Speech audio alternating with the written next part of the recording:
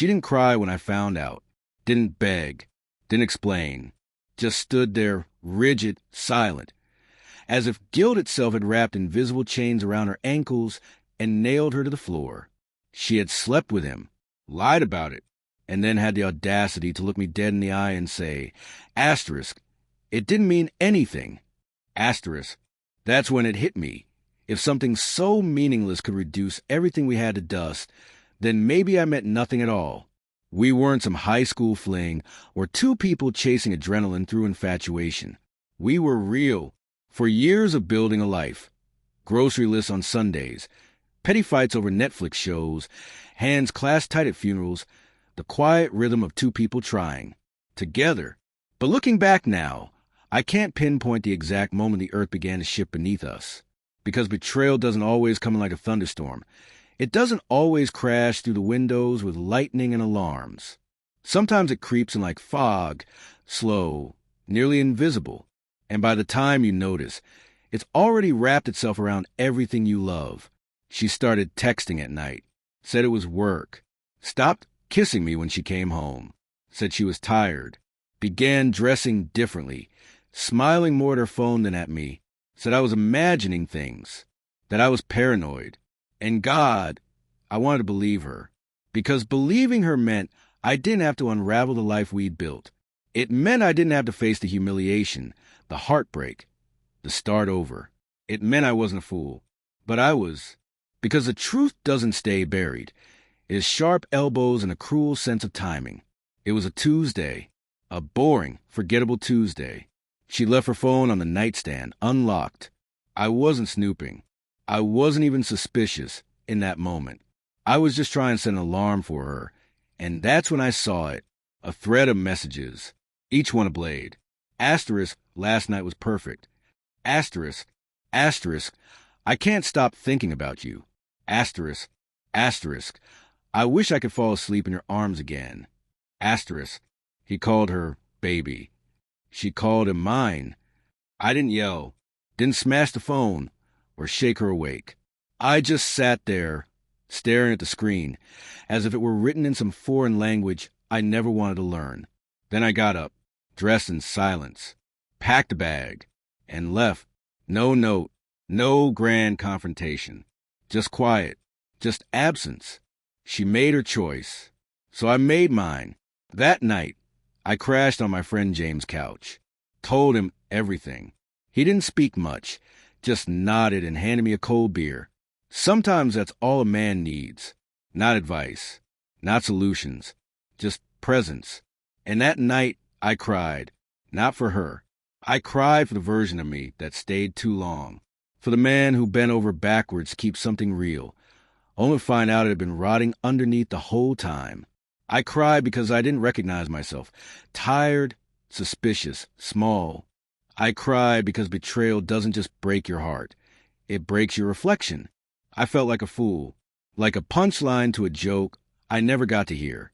They say betrayal makes you bitter. But for me, it made me numb. I smiled when I had to, laughed when it was expected. But inside, I was empty, hollowed out by the echo of trust that used to live in me. I tried dating again months later. There were kind women, gentle smiles, sincere eyes. But every time someone got too close, I flinched, like a wound that never stopped expecting the knife. Because once trust is broken, it doesn't grow back. It scars. And scars, they never forget. Then, a year later, she came back. I had just finished work. Dust clinging to my jeans, paint smudged across my shirt, sweat dried into the creases of my neck. I was unlocking my door when I heard the sound of tires behind me. I turned, and there she was, the woman who broke me. The woman I once would have stepped in front of a bullet for. She stepped out of the car slowly, her hair longer, face pale, eyes heavy like she hadn't slept right in weeks. "Hi," she whispered, barely audible. Asterisk, can we talk? Asterisk, I didn't speak, didn't move, just stared.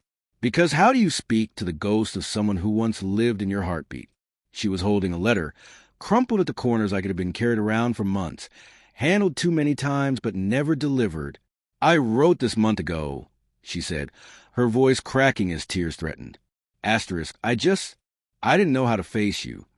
Asterisk, she looked so small, not physically, emotionally, like someone whose regrets had eaten her from the inside out. I let her in, not because I forgave her, but because I needed to hear the words she had swallowed for too long. She sat on the same couch I had once imagined raising a family on, the couch that used to be ours, and she cried, not the manipulative kind, not crocodile tears, real ones, the kind that make your throat close just watching. He didn't love me, she said.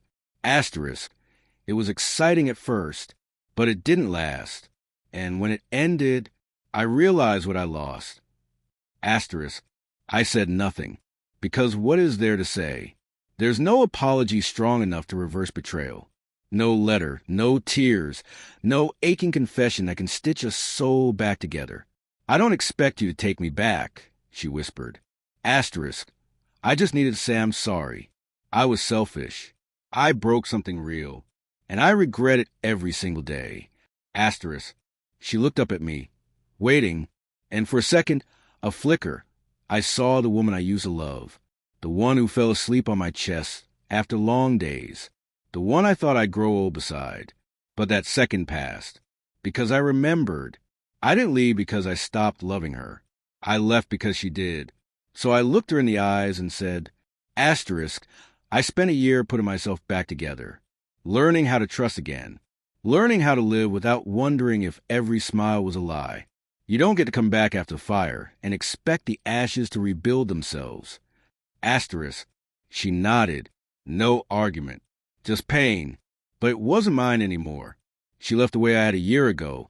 Quiet, slow, no door slammed. No promises whispered. Just silence. And when the door clicked shut behind her, I didn't cry. I didn't smile. I just stood there. Still. Solid. Because for the first time in a long, long time, I felt something honest. Peace.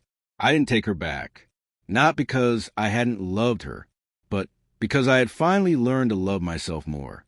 And if you've ever had to walk away from someone who shattered you, only for them to show up, pretending time healed what they burned, know this.